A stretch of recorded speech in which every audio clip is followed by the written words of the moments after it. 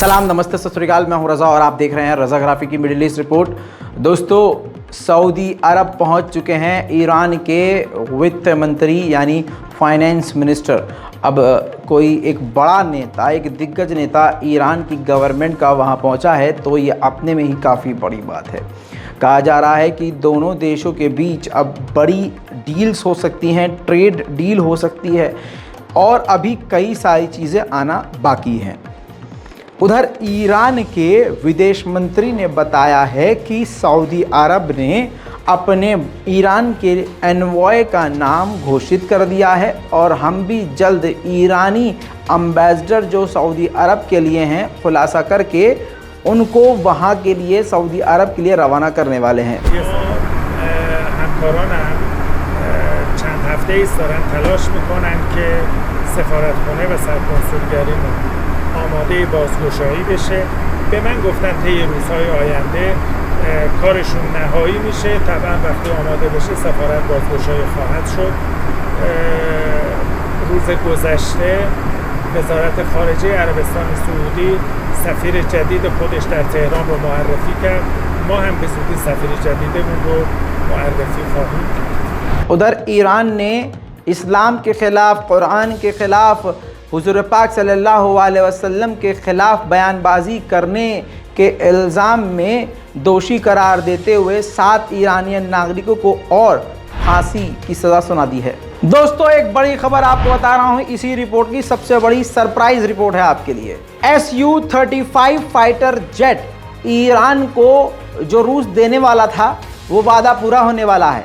कहा जा रहा है कि पहला बैच Su-35 फाइटर जेट का अगले हफ्ते रशिया से तेहरान पहुंच सकता है। उधर अमेरिका ने इल्ज़ाम लगाया है कि यमन और सऊदी अरब की डील के बावजूद, नॉर्मलाइजेशन के बावजूद, ईरान से भी सऊदी की दोस्ती के बावजूद ईरान यमन को और यमन के लड़ाकुओं को हथियार दे रहा है। उधर ईरान की मिनिस्ट्री ने बड़ी बात बोली है। उन्होंने कहा है कि अगर कोई महिला, कोई औरत बिना हिजाब के अगर कार चलाती हुई पकड़ी गई तो उसकी कार को जब्त कर लिया जाएगा। दोस्तों, ईरान को फाइटर जेट बड़ी तादाद में मिलने वाले हैं। इसका अनुमान इस बात से लगाइए कि ये देखिए, जहदान के इलाके में ईरान ने एयरबेस बनाकर तैयार कर लिया है। यानी ईरान पहले से तैयारी कर रहा था नया बेस बनाने की। जी हाँ, वीडियो में देखा जा रहा है कि फाइटर जेट रखने के लिए शेल्टर भी हैं, स्टैंड्स भी हैं, लॉन्चर भी हैं और हेलीपैड समेत कई ज़रूरी चीज़ें वहाँ मौजूद हैं। IRGC ये पूरी तरह से काम कर चुकी है और ये बेस पूरी तरह से जहदान और सिस्तान और बलोचिस्तान के इलाके में तैयार हो चुका है, जहाँ से drone, fighter jet, attack helicopter, तमाम चीज़ें लॉन्च की जा सकेंगी। एक बार फिर से ईरान के विदेश मंत्रालय के द्वारा कहा गया है कि हम सीरिया के डिफेंस सिस्टम को और भी ज़्यादा मजबूत करेंगे ताकि सीरिया इजराइल के हमले से अपने आप को बचा सके। उधर ईरान ब्रिक्स के ग्रुप में शामिल होना चाहता है, इसलिए ब्रिक्स के मेंबरों के साथ उसने अपनी जो बिज़नेस है उसको, स्ट्रेटजी को बढ़ाते हुए सबसे ज़्यादा बिज़नेस चीन के साथ करना शुरू कर दिया है। उधर दोस्तों, स्वीडन ने भी ईरान की IRGC को ब्लैकलिस्ट में डाल दिया है। दोस्तों, देर आए दुरुस्त आए वाली कहानी बहरीन के साथ इस वक्त सही बैठ रही है। असल में बहरीन ने इजराइल के साथ नॉर्मलाइजेशन किया हुआ है और इजराइल की गोद में बहरीन बैठा हुआ है। इसके चलते हुए इजराइल के जब ये करीब हुआ तो बहरीन ने ऐलान किया था कि हम अपनी किताबों में से जो बच्चों को पढ़ाई जाती हैं, कॉलेज यूनिवर्सिटीज़ में पढ़ाई जाती हैं, उनमें से जो इजराइल के ख़िलाफ़ जो बातें हैं उनको हम निकालेंगे।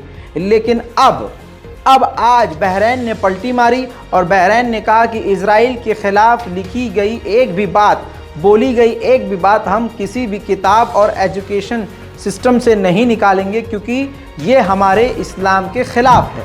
उधर जर्मनी भी अब हिजबुल्लाह से पंगा लेना शुरू कर चुका है। जर्मनी ने हिजबुल्लाह से जुड़े हुए 2 लोगों को गिरफ्तार कर लिया है। उधर UAE के रूलर्स पहुंचे हुए हैं फ्रांस। इमैनुअल मैक्रोन से उन्होंने मुलाकात करी है। UAE और फ्रांस भी कई तरह की डीलों में जल्द शामिल होंगे। बात करें अब आज़रबाईजान आर्मीनिया की, तो आज़रबाईजान ने जानकारी दी है कि आर्मीनिया के हमले में हमारे एक आज़रबाईजान के फौजी की मौत हो गई है।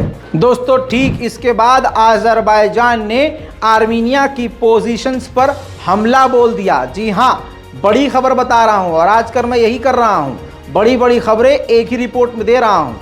दूसरे यूट्यूबर्स क्या करते हैं, एक खबर एक वीडियो, एक खबर एक वीडियो, दिन में 5-10 डाल देते हैं। मैं आपका वक्त बचाता हूँ, कान में लीड लगाइए, काम करते करते सारी खबर पूरी दुनिया की, मिडिल ईस्ट की तमाम जानकारी एक ही रिपोर्ट में देख लीजिए। आज़रबाईजान ने आर्मीनिया के पोस्ट पर हमला कर दिया, वीडियो आपके सामने है।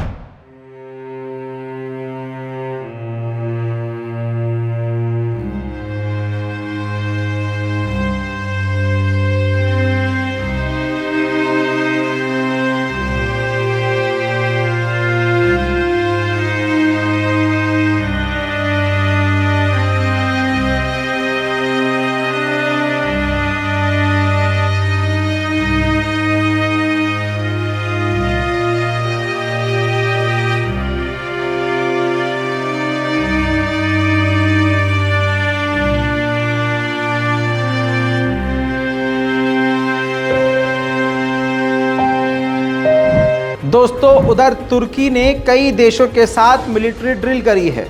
तुर्की ने आज़रबाईजान, पाकिस्तान, कतर, ब्रिटेन और यूएई के देशों के साथ मिलकर, सेनाओं के साथ मिलकर ज़बरदस्त ड्रिल करी है।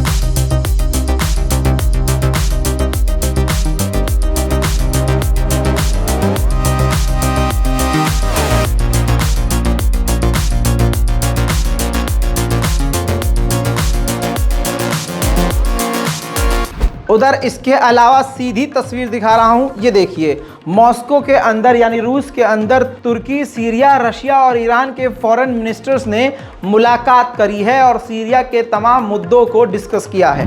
उधर ईरान ने कहा है कि हमें पूरा यकीन है कि इजरायली हमलों का जवाब सीरियन मिलिट्री सही वक्त आने पर देना शुरू कर देगी। दोस्तों अरब लीग में शामिल सीरिया हो चुका है। अब ये ताज़ा तस्वीर देखिए, जॉर्डन के एम्बेसडर ने मुलाकात करी है सीरिया के राष्ट्रपति बशर अल असद से और उनको इनविटेशन दिया है जो सऊदी अरब के किंग सलमान बिन अब्दुल अजीज़ ने भिजवाया था। और उस इनविटेशन में बशर अल असद को जद्दा में इनवाइट किया गया है जो अरब लीग की मीटिंग होने वाली है। दोस्तों अमेरिका के ज़ख्मों पर लगातार सऊदी अरब नमक छिड़क रहा है। अमेरिका इतना ज़्यादा तिलमिलाया और बौखलाया हुआ है कि अब वो नया कानून लाने वाला है जो पूरी दुनिया के लिए होगा। वो कानून ये होगा कि जो भी देश सीरिया के साथ हाथ मिलाएगा उस देश पर पाबंदी लगा दी जाएगी। ये थी मिडिल ईस्ट की तमाम बड़ी बड़ी खबरें आसान और बहुत ही सिंपल लैंग्वेज और सिंपल भाषा में। इस रिपोर्ट को शेयर कीजिए, इस वीडियो को लाइक कीजिए, चैनल को अगर आपने सब्सक्राइब नहीं किया है तो फिर 2.5 साल में आपने किया ही क्या है। 15 लाख चाहिए तो जल्दी से चैनल को सब्सक्राइब कीजिए, रिपोर्ट को शेयर कीजिए, दुआओं में याद रखिए। जय हिंद।